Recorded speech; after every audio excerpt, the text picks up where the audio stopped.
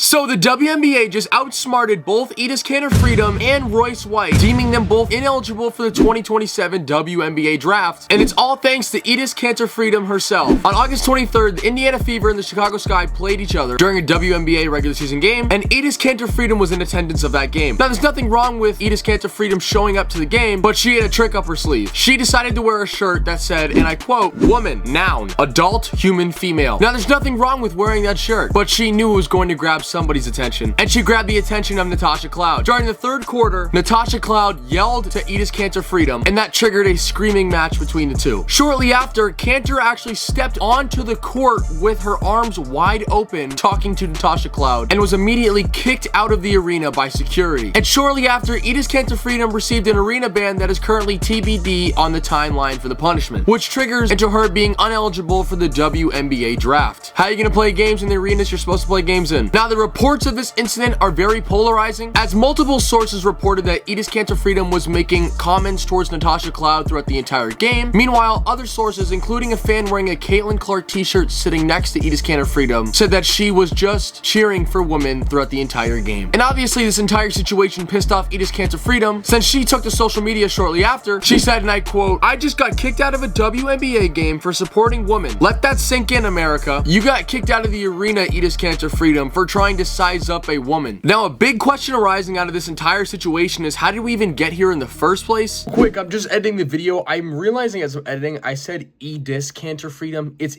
Enes Kanter Freedom, and I apologize. That's totally wrong on my part. Not only that, but on the Russell Westbrook video, I also spelled Russell Westbrook's name wrong. I don't know what's going on with me right now, but I really do apologize. Back to the video. And it all started on August 7th, 2026, when Enes Kanter Freedom announced her self-declaration for the 2027 WNBA draft. She claims this is an attempt to protect women's basketball and to really see if the eligibility rules will really stand in place for women's basketball. Enes Kanter Freedom also announced that she is now identifying as a woman, and this absolutely blew up the entire internet, and it got so viral to the point where another former NBA player, Royce White, came out and also announced that she is identifying as a transgender woman and is also self-declaring for the WNBA draft of 2027. Now, one important thing that Enes Kanter Freedom wanted to be known was the fact that this protest is not an attempt to mimic or shame transgender people, rather to test the eligibility rules and actual guidelines, and to see if the WNBA will actually stick to their guidelines when it comes to the transgender section. To go even further, Enes Kanter Freedom wants to test the waters of the true definition of a woman in women's sports, rather than bully transgender people. Now, Enes Kanter Freedom and Royce White really moved that chess piece to pressure the WNBA, and it sent them into a panic, not knowing how to handle the situation, even though both of those individuals are following the guidelines that they have provided. However, since the maturity level of Enes Kanter Freedom and Royce White has been poor throughout this entire process, the WNBA actually had a tactic secretly in their sleeve to counter their declarations, and that was deeming their declarations as publicity stunts, therefore voiding their eligibility for the 2027 WNBA draft. According to Front Office Sports, a leaked source called the recent declarations of the two men, and I quote, "simple publicity stunts," and said that the league is, and I quote, "not going to give oxygen to efforts designed to mock the league or use this topic to demean and marginalize others." So there you have it. The WNBA has now found a reasonable cause to void the eligibility of both Enes Kanter Freedom and Royce White. Now, one thing to look out for in the future is the fact that both Enes Kanter Freedom and Royce White both expressed that if they are not deemed eligible for the WNBA draft due to their biological properties, they will both be taking legal action against the WNBA. So now that they are both deemed ineligible from the WNBA draft, that is something to definitely keep an eye out for. Okay, now that we've gotten to the end of the video kind of portion, I want to leave this last couple of minutes just to talk about my opinions on the subject of the matter. Now, in my opinion, I find that Enes Kanter Freedom and Royce White are both fighting an issue that is completely irrelevant in the WNBA. There is no record that we know of transgender basketball players in the WNBA or in the NBA. So to me, the seriousness of the subject of the matter isn't very significant. And to go even further, I find that the way that Enes Kanter Freedom approached this entire situation, it just seemed a little bit aggressive. Now, let me say this real quick, that Enes Kanter Freedom is a very qualified individual, and I support the man for what he has stood up for, especially with his issues in his home country. Also, Enes Kanter Freedom has also spoken out against against political figures such as the Turkish president, has spoken out against his issues with traveling, and is overall a political figure when it comes to world issues or things involving other countries or other issues around the world. But to me, I feel like out of all the things he's done, this is most definitely the most insignificant thing ever. And to me, usually there's a good side and a bad side to this entire thing, but to me, I just find that this entire situation is just silly. I don't feel like there's a demand or a need to test the waters for the WNBA. To me, all it looks like you're doing is just trying to find a way to get back into the NBA-ish territory. So no, and obviously I'm not bashing on Enes Kanter Freedom here, you know, all respect to her, but I just find that out of all the things she's done, this is definitely the most insignificant thing she's ever done. And all I find this is doing is just creating a scene. I mean, I do like that the WNBA is getting more publicity from this, which I like, but the WNBA recently in general has had a lot of negative publicity, I've noticed, when it comes to the Sophie Cunningham incident. You know, now you have Enes Kanter Freedom, and there's a whole bunch of other things too.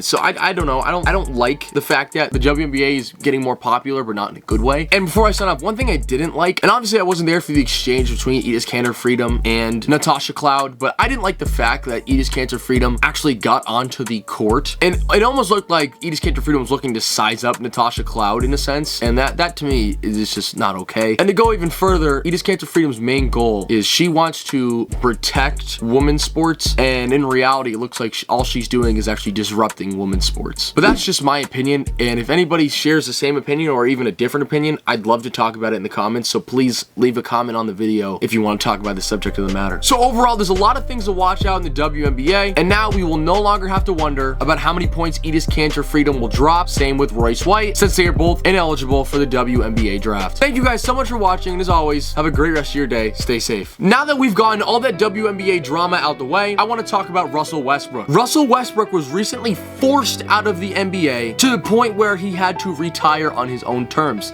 The man definitely had more years left, and a lot of people are wondering, why did he retire? Well, in my latest video, I went over the 4 main reasons why Russell Westbrook was forced to retire, and you can check out that video as it's on the screen right now.